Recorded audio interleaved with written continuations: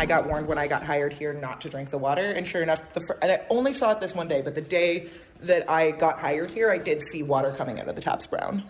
So I don't drink the water here. I don't even want to water plants with the water here. That is Izzy Waxman, the executive director of the Jewish charity called Mazon Canada. Recently, she took me on a tour of the offices which her charity has rented for many years on the top floor of the building at 788 Marlee Avenue in Toronto. Now, the building is owned by the Toronto Zionist Council, has been since the building opened in the early 1960s. Waxman was originally really keen to work there because, aside from the fact the rent was super cheap, the building's been home to many high-profile Canadian Zionist and Jewish organizations over the years, including Canadian Young Judaea, Camp Shalom, Sar-El Canada, Canadian Friends of Yad Sarah, the Jewish Canadian Military Museum, and the Royal Canadian Legion, and these days also a caterer and a synagogue. But by May, Waxman and her staff had been there 7 years and had had enough of the neglect and what she calls disgusting and dangerous conditions. One of her employees was getting migraines, so they documented everything on video. And then a few weeks ago, Mazon moved to a better and safer premises elsewhere in the city. Now, other organizations like Sar-El say they've stopped using the building. They only come in to drop off the rent checks. Canadian Young Judaea won't hold meetings of its youth council there anymore. And the condition of this three-story Jewish hub has now become the subject of at least 2 ongoing lawsuits in Ontario courts. One lawsuit is suing the building's owners and also their 5 longtime Toronto directors, Paul Rotenberg, his sister Rena Greenwald, Gilbert Zamonski, and Sharon and Nahum Wolf. The second lawsuit has the Wolfs suing the other directors. Court documents allege forging checks, misappropriation of funds of at least $70,000, including taking money for personal trips to Israel and gas and Walmart bills, and neglect of the building and also the summer camp it owns, Camp Shalom, plus abuse of employees and others, and hiring unqualified family members. There are also claims that Rotenberg and his group are breaking the law by sending profits to their favorite right-wing charities in Israel, which the bylaws don't allow. I'm Ellen Besner, and this is what Jewish Canada sounds like for Monday, June the 26th, 2023. Welcome to the CJN Daily, a podcast of the Canadian Jewish News, sponsored by Metropia.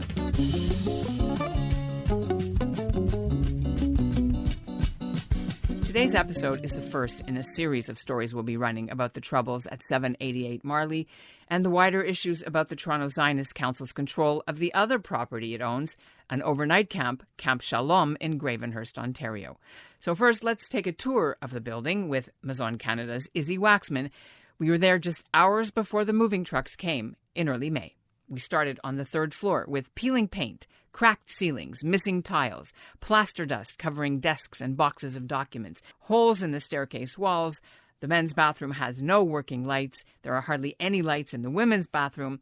And during the pandemic, Waxman says there was human feces sitting in a broken bathroom toilet and no one fixed it for months. She also says there might be asbestos in the building. The elevator, well, its safety license expired at least 3 years ago. The side door lets rodents in and who knows what else. We saw rat holes in the basement and black something, maybe mold, staining the ceiling air vents in the main lobby. And this spring, the air conditioning conked out. So we know. So I've been here since 2016. I found out about the asbestos about halfway through, and we also suspected mold, not because we can see it in our unit, but because we knew that the ceiling, the roof, we're on the top floor of the building, wasn't watertight. And so for a long time, there was very severe water damage. You can see the evidence on the ceiling where you can see all the paint is peeling off. And so we suspected there must be mold if there's that much like long-term sustained water damage. And you can see on the ground floor where out of the air vents, there's black streaks coming out of them. So part of the decision to finally move is we have like our most recent employee is like mold sensitive, I guess, and has been getting migraines. And we said it's just we've known about this for a while, but it's a health and safety issue. And for me, having spent 7 years in this building, like I actually don't know what it has done to my body to have this mold and asbestos exposure, truly. But like this, if I can, here's the tour of the water damage. So when I they did a number of years ago, 3 years ago or so, 4, they did redo the roof, so it stopped getting the serious level of water damage. But when I started working here, when it rained, it would drip through the electrified exit sign. I have video of this. And it would puddle on the floor, and then it would run down the elevator shaft. I mean, they sealed the tar on the roof, but they didn't fix any of the surface damage. They just stopped new water from getting in. Oh my God. And like, I don't actually How do you know, have customers and clients come in here? like, we don't, like, I mean, first of all, we just rarely do, partly because it's such an unpleasant space, partly because, you know, COVID, it's been easy to do things remotely, whatever. But, even whenever before? we do have people come in, it's like they come in and donors say to us, like, this place is filthy. Like, what are you doing? There is a point where now people are just, they're like, this place is disgusting. I don't even want to be here to volunteer, you know?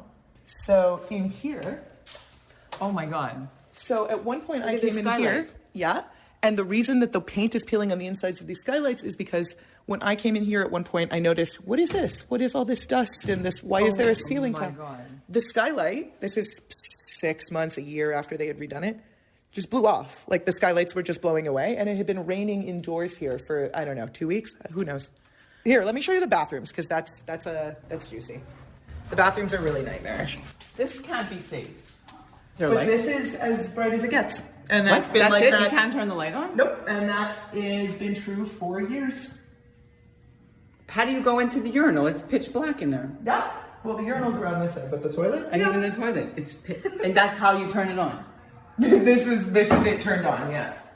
And It's also dark in here. Your phone has a light on. You're putting flash on. And you can't, where's the light switch? I'm not sure. I don't go in the men's room much. Oh, here. Above this. Ew. What kind of bathroom is this? Oh, this is supposed to be a shower? Well, one is burnt out. Oh, maybe this? Yeah. So that's this one. And this one is supposed to be in the men's bathroom, in the Yes. stall. But it doesn't do anything. Doesn't do anything. There is no And light. there's no window. And it's rusty and disgusting. The toilet is absolutely disgusting. Okay, let's see the women's bathroom. Can I see it? Oh, the women's bathroom potentially is worse. I'll tell you. So the women's bathroom actually not so horrible. Okay, hold on 1 second. No, At least you can see in here. Look at this window. Broken glass. So, but let me tell you. So these, This is also broken. for most of the last few years, at least one of these two stalls has been clogged, and they just locked it and left it. At some point, somehow it got unlocked again, but not unclogged.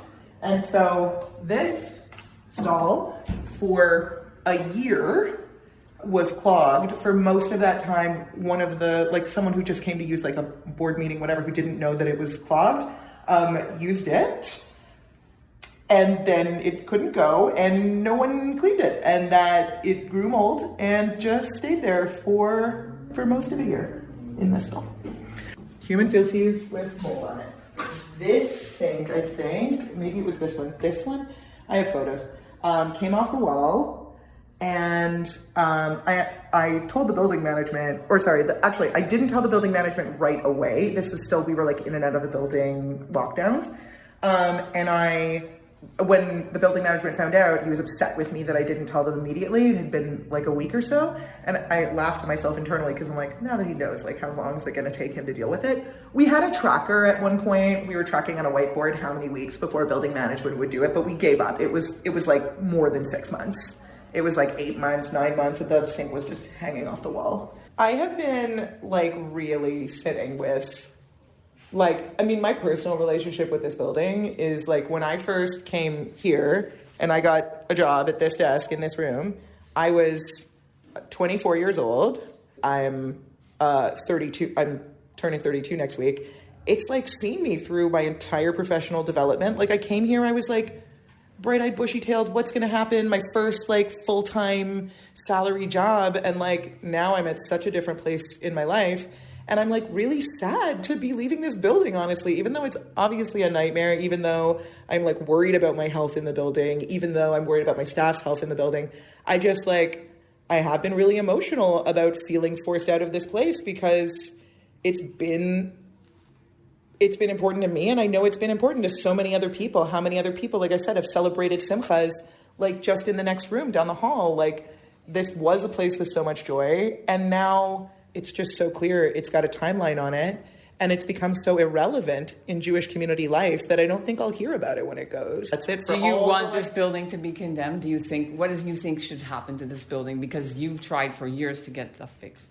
I think the damage is likely beyond what is reparable or like reasonably reparable by, like, I don't know their books, but like what it would take to properly rehabilitate this building and make it a place where people like want a center community is like astronomical amounts of money, I'm sure. It's just, there's so much damage. It's not surface damage. It's deep structural damage. You felt unsafe. Why did you keep coming to work here? Why didn't you go on strike or refuse to work or whatever? What was the attraction? The attraction is the rent is so incomprehensibly low and has been for so long. And Mazon is a small grassroots fundraising organization that doesn't want to be spending. We know what Toronto rent is like. Our rent here has been so affordable for so long. It just seemed like the bar to make us move was so high. And you just kind of get used to things. You just accept things after a while. I don't know. In addition to that, there's also, again, all this, sure you heard about the Young Judaea kids and the rats and the thing in the basement. And the Young Judaea teens had a food drive collection before Passover, but rodents got into their food and it had to be thrown out. Suddenly, the whole community looking at this building and going, what's going on in there? So many people talking about what's going on in there and asking Mazon, why are you still here? Suddenly it moved from, oh, that's so nice that Mazon is clearly spending our money on the right things by staying in this unfussy building, whatever, to being Mazon, you really need to get out of there. This place is dangerous. So we're going, even though it kind of breaks my heart.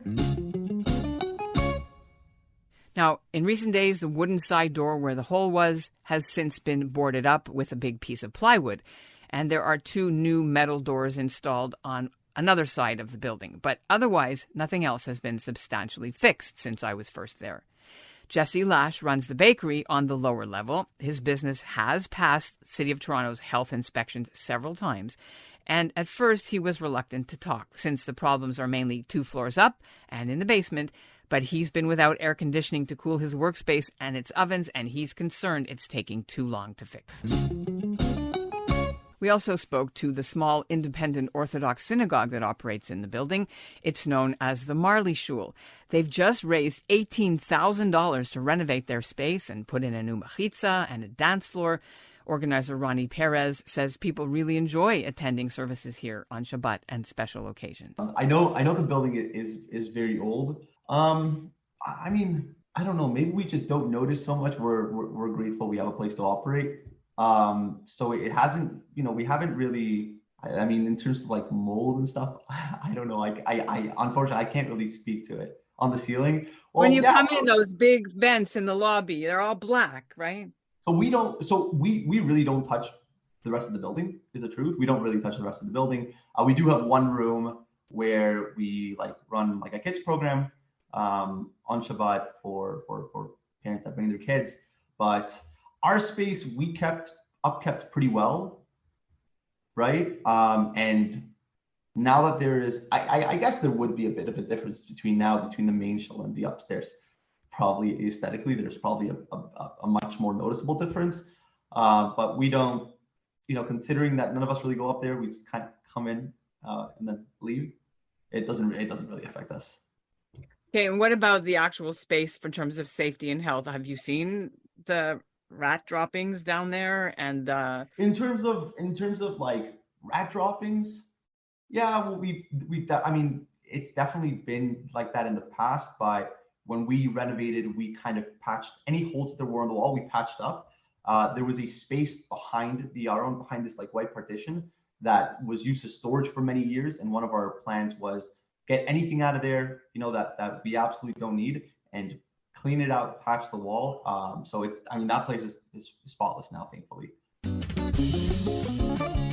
I spoke to at least a dozen people to put this story together. None of the Toronto Zionist Council directors or their lawyers would give us interviews, but they did say in an email they deny all the accusations and call them, quote, rather salacious, unfounded, and unproven allegations, unquote. One of the plaintiffs behind one of the lawsuits also declined an interview on the advice of his lawyers. He's David Matlow. You know him as the CJN Treasure Trove columnist and a Herzl expert. His family has long ties to the Zionist movement and to the Toronto Zionist Council. Court documents show he sued together with a former Camp Shalom employee, Robert Feldman. Matlow tried to join the Zionist Council last year to bring a more progressive voice to the board, but his application was rejected. Now, it's not the first time the Toronto Zionist Council has gotten into trouble for how it allocates its money. In 1995, the Canada Revenue Agency revoked the status of their charitable arm, known as the Zionist Organization of Canada Charitable Fund, because it sent money to Jewish settlements in the West Bank. The directors have since created a new foundation with a similar name, but it's not clear how much money it has or where the money goes. Both lawsuits are asking the courts to order the Toronto Zionist Council directors kicked out, but also to order them to hire an auditor, disclose how much money they used for personal expenses, and pay the money back. As for the building, 788 Marlee, the City of Toronto has cited the place several times for violations of how garbage is picked up, a broken fence, and for long grass. Officials say anybody can call 311 and file a complaint, but no one has. However, the city will now send someone to inspect the interior of the building to see what the situation is.